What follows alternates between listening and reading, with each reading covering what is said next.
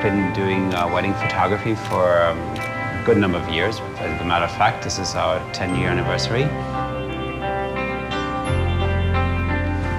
I love how she already looks so stunning, and they haven't even finished her makeup. I'm so excited. Very elegant.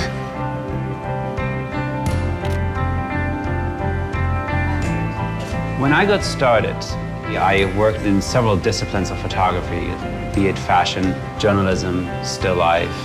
I did something very, very different and applied all those skills towards wedding photography. Okay, this looks very right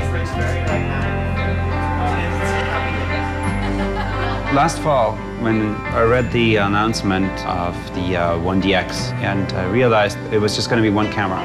The best of both cameras were going to be combined into one.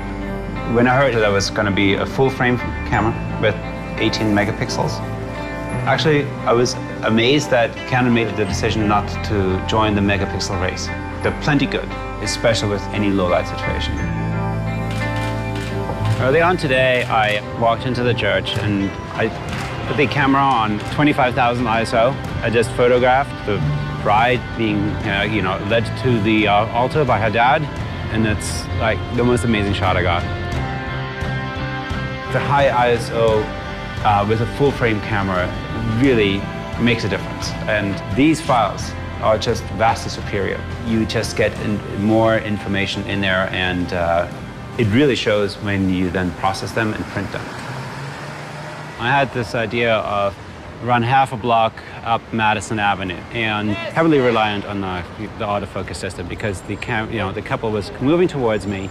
There was a situation where I had pedestrians crisscrossing in and out, and it just kept the focus on the couple. The camera tracked the focus perfectly. Most couples are not used to the camera. It really makes the biggest difference if you can get them feeling unobserved. I don't put them in any kind of static situations, I float around. It's a bit of a dance that I do. So it is a very natural shooting method that you can get pretty amazing shots of real people. It's very important to have a tool that you just know it from the inside out, and it becomes an extension of your hand, of your eye. Canon just came out with that Speedlight 600 EXRT. That has really changed things in terms of how I use flash. I like how both the wireless flashes work together, and particularly having that second flash. The metering goes back into the camera through the sensor, and it works. It really is, it's spot on. I used it at a sequence where the couple was cutting the cake. The exposure was consistent throughout because of that new metering system inside the camera, and these flashes working wirelessly together. It makes a big difference. A wedding photographer has a great responsibility to capture these stunning images of somebody's truly special day. And you, as a photographer, you have to deliver.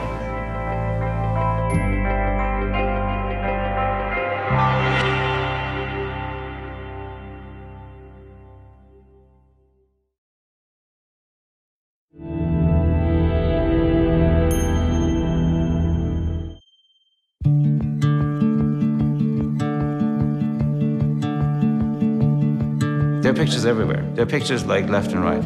I just roam around and I look for these moments and capture them. And there's different ways of doing that. Nice, good. I like to use a long lens to photograph facial expressions, like if I can't get closer to somebody. And, those situations arise quite a bit.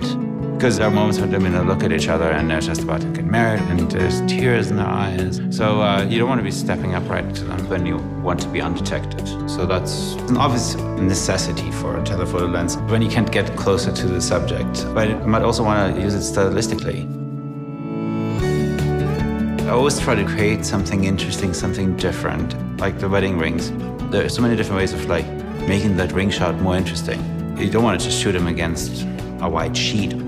I try to find context Then I whip out the 100mm f2.8 macro. That lens lets me photograph the rings and do beautiful shallow depth of field shot. Do the same when I photograph the shoes or any other kind of other details, just to create a little bit more meaning for the photos. But sometimes I use the 100mm for like sort of a nice little telephoto shot as well, and kind of for bride and groom portraits later on, because it's actually a very fast focusing lens. Watch out for the traffic, please.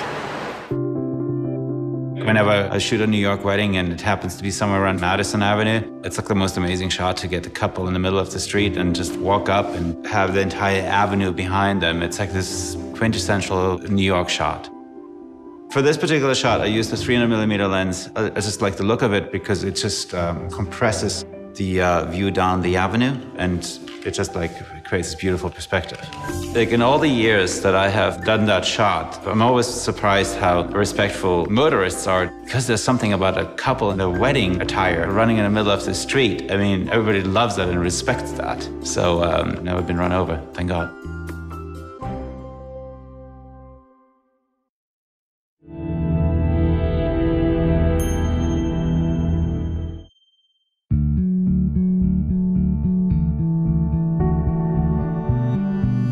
A big part of wedding photography coverage is photojournalism. There are moments happening around you, and you have a split second to take those shots. Those really intimate moments that you just have no way of knowing that they're going to happen. And as such, you know, I'm moving around, the subject is moving around. The distance between me and the subject is never the same. The camera having the ability to focus very, very quickly is critical. The 1DX has a much more reliable autofocus. I use it constantly, all the time. There are a lot of things you can adjust in the camera in terms of how the autofocus performs. When I do tight shots, let's just say a makeup is being applied to the bride's face, I go to a manual focus point selection, and I tend to focus on her eyes, for example, just because I like to have this fine control of where the focus is. I do move the focus point around quite a bit, especially when I have the time to do so. In the 1DX, there's a face recognition inside of it, which is the consumer feature. So I was always hesitant of using that kind of a feature in a camera, but there is an appropriate place for it, and this is actually when people are dancing. The automatic selection is faster than I could be. So I find that very useful during dance shots. I don't usually use it for anything else because I like to be very much in control of where my focus is. The AI servo works very well when somebody's moving towards you. For example, when the bride and groom walks towards me during the procession, every second they're going to be in a different spot. You can set it in such a way that the autofocus tracks the subjects but not be confused by any objects moving in and out. I was photographing a couple on the street walking towards me, and there was a long lens shot, so the opportunity for pedestrians or cars or whatever, you know, moving in and out in front of them was pretty high. So I set the camera to track the subjects but not be confused by any objects moving in and out. And it really worked beautifully, just the way it just like stayed on the couple. The autofocusing system in low light situation has been much improved. I can definitely shoot in much darker settings in darker rooms with an f2.8 lens that I wasn't able to use before. This is actually one of the primary reasons I got the 1DX. I can go into a low light situation where previously the focus would actually hunt, or it would just take a little longer to lock in. It's been much improved. It just enables me to capture photographs that weren't there before.